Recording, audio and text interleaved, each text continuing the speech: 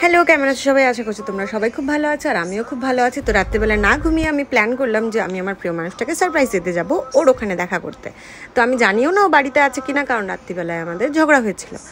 তো আমি যখন স্টেশন গেলাম তার আগে আমি অলরেডি টিকিট কেটে রেখেছিলাম। স্টেশন পৌঁছানোর আগে একটা ট্রেন চলে গেছিলো, যেই ট্রেনটা আমি মিস করে ফেলেছি। তারপরে আমার নেক্সট ট্রেনের টিকিট আমি অলরেডি ফোনে কেটে নিয়েছিলাম, সেটাও কোনো কারণবশত আমি সেটাও মিস করে ফেলেছিলাম। তারপরে যে ট্রেনটা ছিল সেটা 2.5 ঘন্টা পর ছিল। তো ভাই বললো আমি বারবার স্টেশন তোর জন্য আসতে পারবো না, তুই স্টেশনে বসে থাক।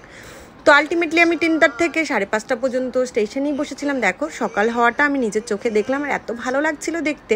তো ফাইনালি আমার ট্রেনটা চলে আসলো। আমি ট্রেনে যখন বসলাম তারপরে আমি জানতে পারলাম ট্রেনটা সেখান থেকেও অনেকটা লেট।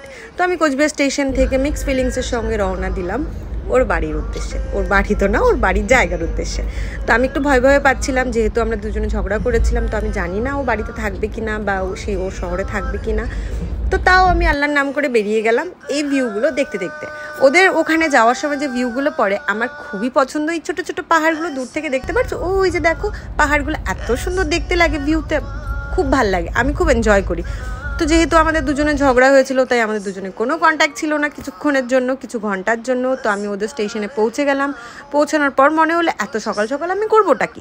তো একটা অটোওয়ালাকে বললাম যে আমাকে না এদিক ওদিক নিয়ে ঘোরো। তারপরে মনে পড়লো ও হ্যাঁ, ওদের বাড়ির সামনে তো একটা মল আছে, সেই মলের ওখানেই চলে যাই। আমি ওকে ফোন করা শুরু করলাম সারপ্রাইজ দেওয়ার জন্য। 44 টাইমস ফোন করেছিলাম, বেচারা ফোন তোলেনি, কারণ ও ঘুমাচ্ছিল। তখন বাজে সকাল 7টা। তো আমি একটু ওয়েট করলাম। তারপরে 8:30 9টার সময় বেচারা ফোন করলো, কল ব্যাক করলো। আমি ওর সঙ্গে কথা বললাম যে আমি এখানে আছি, রেডি হয়ে আসো। তারপরে শুনলাম ওনার ইন্টারভিউ আছে 11টার থেকে। যাই হোক, আমি বললাম ঠিক আছে আমি ওয়েট করছি। এই রোদ্রুর মধ্যে ওর জন্য ওয়েট করছিলাম, এত বেশি রোদ্রু ছিল, আমি তো রাগ হয়ে যাচ্ছিলাম। তো ওর ইন্টারভিউ ক্যান্সেল হয়ে গেছিলো। তো ও বললো ঠিক আছে আমি আসছি। তারপরে 1 ঘন্টার মধ্যেই ও চলে আসলো। সেজে গুজো তো আসেনি, এমনিই চলে এসেছিলো। দুজনের তো প্রচণ্ড অ্যাটিটিউড।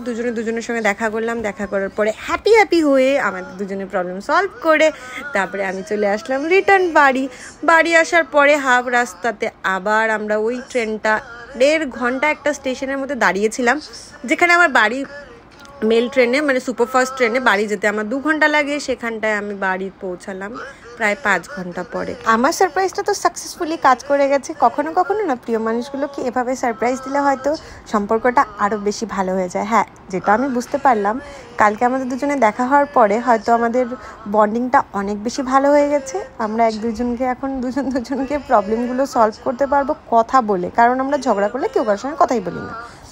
আর ভেবো না যে ও আমার বয়ফ্রেন্ড, একদমই না, আমার বয়ফ্রেন্ড না, আমার খুব প্রিয় একটা মানুষ। ভাই যখন স্টেশন নিতে গেল, তারপর স্টেশন থেকে আসার সময় এই যে একটা ছোট্ট বাচ্চা একটা সুন্দর স্তন করছিল, দেখে আমার খুব ভালো লাগছিল। তারপর একটা পার্সেল আসলো, পার্সেলটা রিসিভ করলে জানতে পারলাম ওরই একটা পার্সেল। একদিন আগে আসলে খুব ভালো হতো, ওর জন্য নিয়ে যেতাম। চলো বাই।